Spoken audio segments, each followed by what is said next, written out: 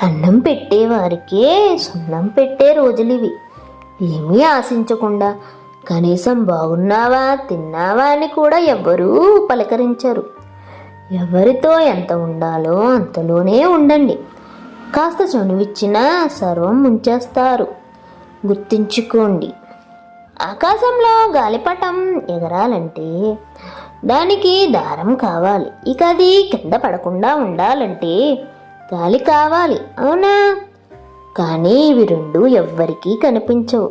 అలాగే జీవితంలో నీ కష్టం, నష్టం, దుఃఖం, దారిద్ర్యం ఎవ్వరికీ కనిపించవు. కేవలం గాలిపటంలా ఎగిరే నిన్ను మాత్రమే చూస్తూ ఉంటారు. ఇక ఆ దారం అలాగే గాలి యొక్క విలువ నీకు మాత్రమే తెలిస్తే సరిపోతుంది. ఇక అది తెలిస్తే నీ జీవితాన్ని నీకు ఇష్టమైన ఎత్తులో నిలపవచ్చు. అలాగే చక్కర్లు కూడా కొట్టించవచ్చు. అర్థమైందనుకుంటా.